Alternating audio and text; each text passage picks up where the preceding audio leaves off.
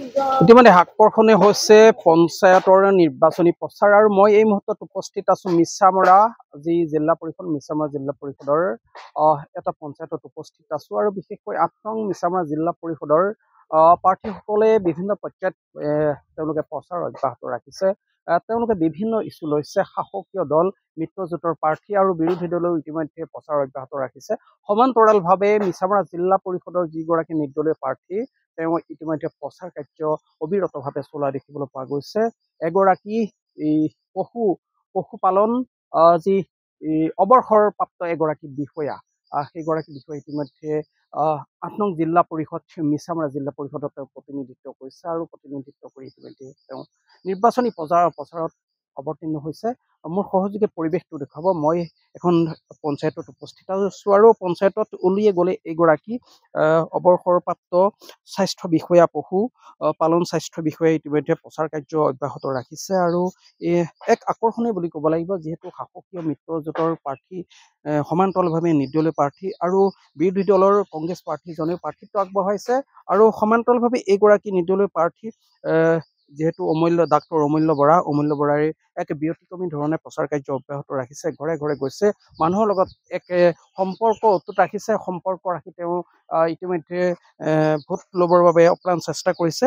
মাজত মাত্ৰ তিনিটা দিন বাকী আছে। 3টা দিনৰ পিছতে নিৰ্বাচনী যি অন্ত পৰিব, প্ৰচাৰ অন্ত পৰিব। তাৰ পিছতে আপোনালোকৰ ভোট গ্ৰহণ যি পৰ্যায় সেই পৰ্যায়লৈ আগবাঢ়িব। কেনেকুৱা পৰ্যায় এই মুহূৰ্তত কেনেকুৱা ধৰণৰ আপোনালোকে পদক্ষেপ লৈছে বা কি ধৰণে ৰাইজৰ মন জয় কৰিবলৈ? মই ৮ নং জিলা পৰিষদৰ এগৰাকী নিৰ্দলীয় প্ৰাৰ্থী হিচাপে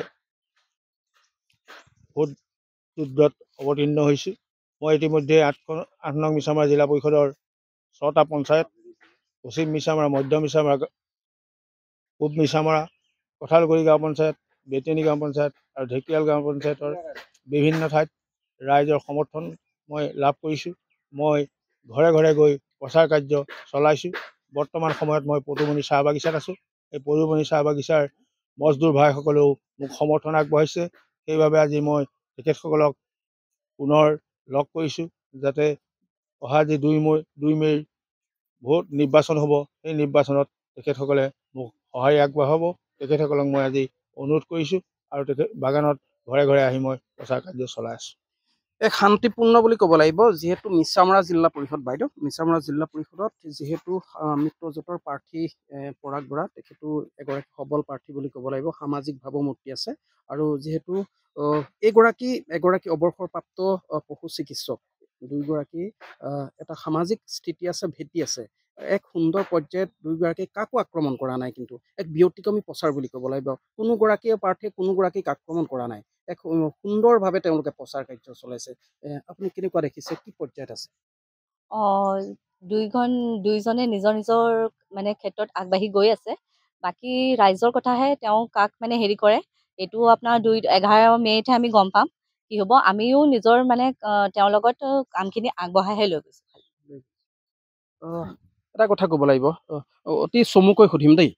যিহেতু বিভিন্ন ক্ষেত্ৰত দেখিবলৈ পোৱা গৈছে, যিহেতু প্ৰাৰ্থীসকলে নিৰ্বাচনৰ যি প্ৰচাৰ চলাইছে, সংঘাত হৈছে, বিভিন্ন ধৰণৰ ইটো পাৰ্টীয়ে সিটো পাৰ্টীক আক্ৰমণ কৰিছে, বিভিন্ন কথা বতৰা আক্ৰমণ কৰা দেখিবলৈ গৈছে। কিন্তু মিছামৰা জিলা পৰিষদত দুজন যি নিৰ্দলীয় প্ৰাৰ্থীগৰাকী আছে, ডাক্তৰ অমূল্য বৰা আৰু মিত্ৰজোঁটৰ প্ৰাৰ্থী পৰাগ বৰা, দুয়োগৰাকী কিন্তু সামাজিক ভেটি থকা অতি অমায়িক ব্যক্তি বুলি সকলোৱে কিন্তু স্বীকৃতি দিছে আৰু তেওঁলোকে প্ৰচাৰ কাৰ্য চলাইছে ব্যতিক্ৰমভাৱে। কাকো আক্ৰমণ কৰা নাই। তেওঁলোকে ৰাইজৰ মাজত সোমাইছে, সেই ৰাইজৰ মাজত সোমাই তেওঁলোকে ভোট বিচাৰিছে। কেনেকুৱা দেখিছে?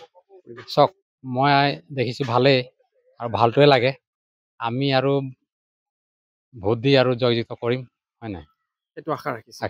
হয়, এনেকৈও দেখিবলৈ পোৱা গৈছে এক ব্যতিক্ৰমী প্ৰচাৰ বুলি ক'ব লাগিব। দুয়োগৰাকী প্ৰাৰ্থী, মিত্ৰজোঁটৰ প্ৰাৰ্থীগৰাকী, নিৰ্দলীয় প্ৰাৰ্থীগৰাকী, তেওঁলোকে কিন্তু প্ৰচাৰ চলাইছে। কাকো আক্ৰমণাত্মক তেওঁলোকৰ মনোভাৱেই নহয়, তেওঁলোকে এক সম্প্ৰীতিৰে তেওঁলোকে কিন্তু এই ৮ নং জিলা পৰিষদ মিছামৰা জিলা পৰিষদত প্ৰচাৰ চলাইছে। কোন জয়ী হ'ব, কোন বিজয়ী হ'ব সেইটো পিছৰ কথা, কিন্তু গুৰুত্বপূৰ্ণ কথা এইটোৱে, কিন্তু প্ৰচাৰ এক ব্যতিক্ৰমী প্ৰচাৰ বুলি ক'ব লাগিব।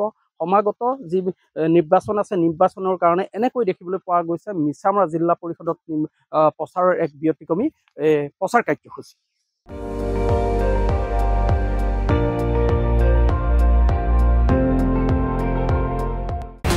আপুনি চাই আছে ND24 সৰ্বশ্ৰেষ্ঠ নহয় সৰ্বোত্তমৰ দৌৰত।